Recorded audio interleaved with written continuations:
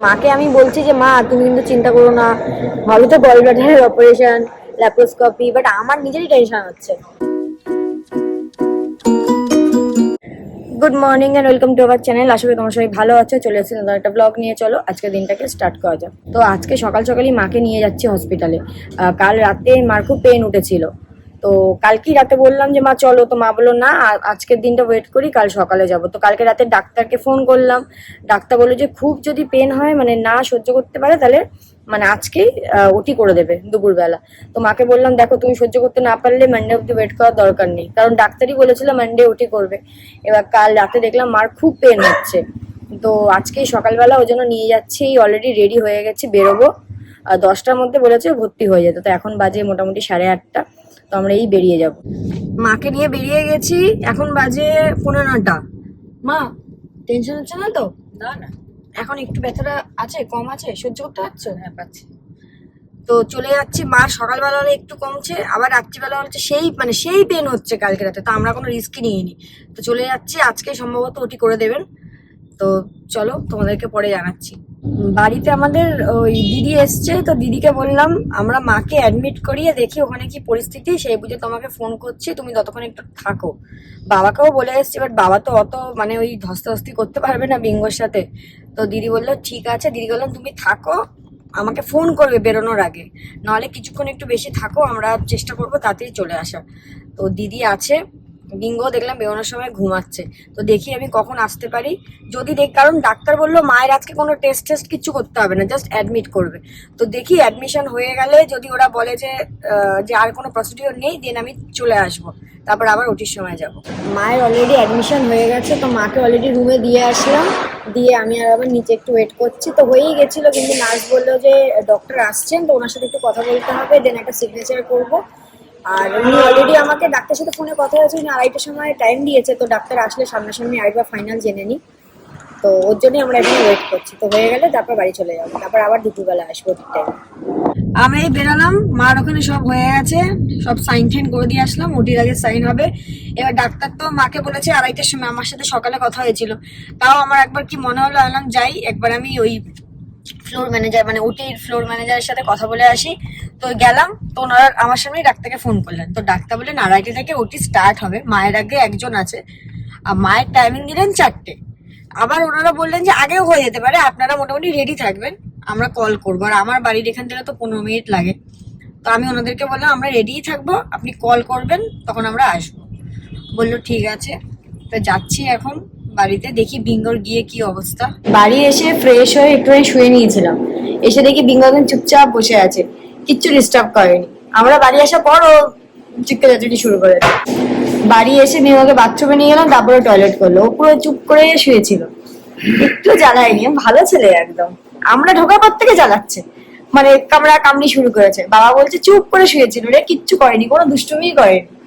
তো যাই হোক, এখন লাঞ্চ করতে বসে গেছি। তো তাড়াতাড়ি খেয়ে রেডি হয়ে থাকি, কখন ফোন করবে, ফোন করলেই যাব। মাকে এই জাস্ট ওটিতে ঢোকালো, তো আমাকে ভেতরে ডেকেছিল কয়েকটা সাইন করার জন্য। গেলাম, মার সাথে একটু কথা বলে আসলাম। মাকে আমি বলছি যে মা তুমি কিন্তু চিন্তা করো না, হবে তো গল ব্লাডারের অপারেশন, ল্যাপ্রোস্কোপি, বাট আমার নিজেরই টেনশন হচ্ছে। মা বলছে না না আমি চিন্তা করছি না। তারপর আবার বরুণদাও এসছে। আমি বেকার বাড়িতে বললাম গোলু আছে বাড়িতে, একা তুই আছিস, বরুণদাকে পাঠাস না। ঠিক বরুণদা এসছে। তো আমরা এখন একটু নিচে ওয়েট করছি, কারণ ওটির বাইরে তো ওরা থাকতে দেবে না, তো বললো নিচে ওয়েট করতে। তো কোনো কিছু দরকার হলে ওরা বললো ফোন করবে। তো মার রিপোর্ট টিপোর্ট সব দিয়ে এসছি ওখানে। তো আমি জিজ্ঞেস করলাম ডাক্তারকে তাও অ্যাপ্রক্স কতটা টাইম লাগবে। তো ডাক্তার বললেন যে ম্যাক্সিমাম 1 ঘন্টা, ওর মধ্যে মোটামুটি সব হয়ে যাবে। তো আমরা এখন আছি নিচে ওয়েট করছি, একটু একটু টেনশন হচ্ছে। অলরেডি 1 ঘন্টা হয়ে গেছে, এখন আমাকে ওপর থেকে ফোন করে। আমরা ভেতরে বসে বসে এখন বাইরে বেরিয়েছি। তো বললো একটু চল চা খেয়ে আসি, এখন একটু চা খেতে যাচ্ছি।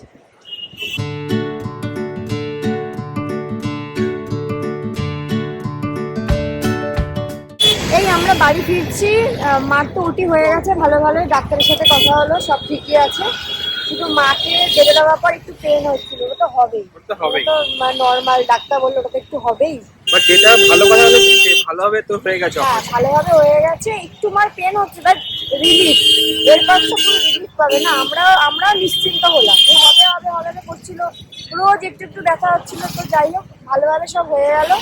তো আমরা এখন এই বাড়ি ফিরছি। বাবান বললে একটু দাঁড়াই চা খাই, তো একটু চা খাচ্ছে, খেয়ে আমরা বাড়ি ফিরছি। একটা মানে হাড় মুক্ত হলো, মানে মাথাটা পুরো মানে হ্যাং করেছিল কদিন ধরে। মা দেখছি সকালবেলা উঠছে বলছে ভালো, আবার রাত্রিবেলা বলছে ব্যথা।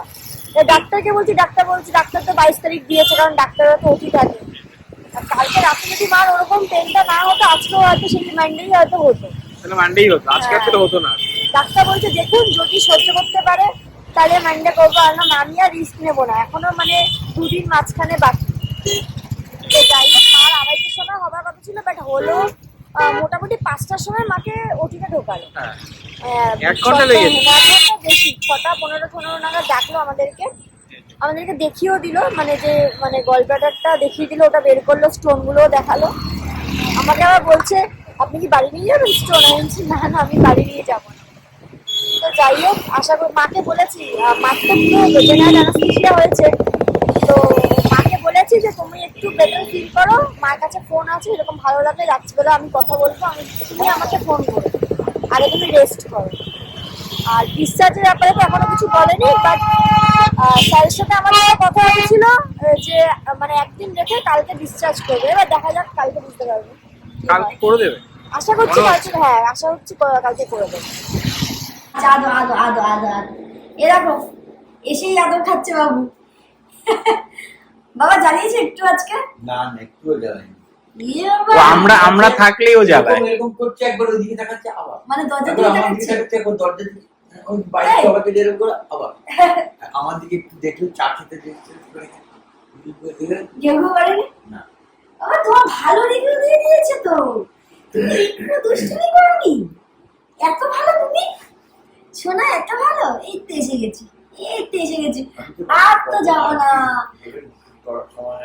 হ্যাঁ আর তো যাবো না, আবার কালকে যখন আনতে যাবো তখন তো একটুখানি ব্যাপার। কখন যাবি আনতে তোকে বলে দেবে? কিছু হ্যাঁ বলে দেবে, রাতে হবে ডিসচার্জ বলেই দিয়েছে, মানে যখন হবে রাতেই হবে, কিন্তু কখন হবে সেটা এখনো বলেনি। এই তো বাবা, তুমি দরজার দিকে তাকিয়েছিলে? ওই দরজা পেছনে শুয়েছিল না? ওইখানেই কি আছে, একবার দিক একবার হে কি বলছে, তুমি জ্বালাও নি একটু? আমরা থাকলেই ও দুষ্টুমি করে না গো। এরকম এরকম দেখো দেখো দেখো, ঘটলা ঘটলা ঘটলা, আমার একটু ঘটলা ঘটলা ঘটলা ঘটলা ঘটলা ঘটলা। আজা আজা এখানে যাবো না, চলে যাবো না, আমার সোনা বাবা, আমার তো হ্যাঁ হ্যাঁ হ্যাঁ নিয়ে যাবো। আসো এদিকে, আসো বিঙ্গু বাবা, আসো। চলো চলো টয়লেটে চলো, টয়লেটে টয়লেটে টয়লেটে টয়লেটে টয়লেটে করবো তো, টয়লেট করবো তো শোনা। দেখ দেখ দেখ দেখ দেখলে চোখগুলো দেখ,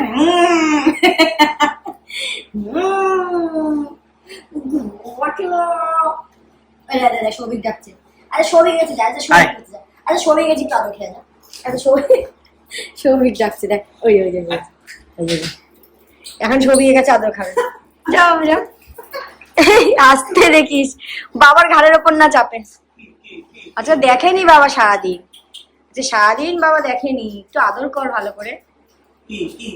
শুয়ে পড়বে, ধপ করে শুয়ে পড়বে, একটু করে দে, একটু সারাদিন দেখেনি আজকে। বিঙ্গি আয়, বিঙ্গি আমার কাছে আয়, বিঙ্গি বিঙ্গি কাম, বিঙ্গি কাম, বিঙ্গি কাম, বলে নো কাম।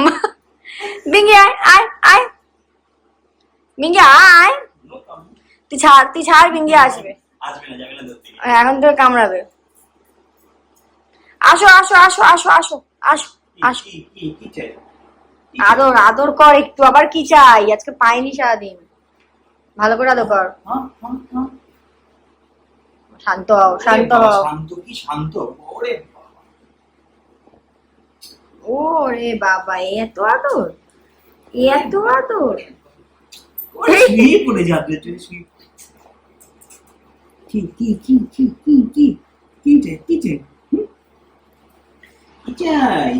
বাবা আমার আর কি চাই, আমার তো বেশি চাওয়া বাবা নেই, একটু শুধু আদর চাই। চিকেন ভাত, চিকেন, হ্যাঁ চিকেন ভাত আর ঘুম, তাই তো? মাসাজ করে, মাসাজ মাসাজ মাসাজ। যাক বাবা, তাও ভেবেছিলাম বিঙ্গোকে নিয়ে কি করব, একা একা থাকবে বলো। তাও পিদুষ তো অনেকবার ফোন করেছিল সৌভিককে, যে হ্যাঁ খেতে দেবো কিনা, খাওয়া রয়েছে কিনা, না হয়ে গেছে। কাকু দিয়ে দিয়েছে। ও পীযুষকে বলে রেখেছিল বাই চান্স ধরো চিৎকার করলো বা problem হলে- কিছু প্রবলেম হলে, তো ফোন করেছিল। আমি বিঙ্গোকে খেতে দিয়ে ওকে ওষুধ টষুধ খাইয়ে একটু ওর পাশে বসেছিলাম, বসে খেলছিলাম। তারপর ও তো সব কামড়াকামড়ি করছিল, করতে করতে আমি বাবানকে বলছি আমি একটু নাটক করে শোবো চোখ বুজে, আর আমি যদি চুপ করে আমি শুয়ে থাকি বিঙ্গর হচ্ছে তুমি যদি শুয়ে থাকো ও তোমাকে কিচ্ছু করবে না। এবার আমি নাটক করে চোখ বুজে শুতে শুতে আমি ঘুমিয়ে পড়েছিলাম কখন। এখন দেখি 11:30 বাজে, এখন আমার আর খেতে ইচ্ছা করছে না, আজকে খুব টায়ার্ড আছে, একটু হেক্টিক ডে আছে। তো আমি আর বাবাও দেখছি সোফায় ঘুমিয়ে পড়েছে, বিঙ্গো বাবু দেখি একা একা খেলে যাচ্ছে। আমি ঘুমিয়ে পড়েছিলাম, আমি উঠে এসে দেখি আমার কান চাটছে, গাল চাটছে, পায়ে কামড়াচ্ছে, এসব করছে। তো চলো ব্লগটাকে আজকের মতো এখানে শেষ করলাম। যদি কিছু ভালো লেগে থাকে please like share and subscribe করো। Good night.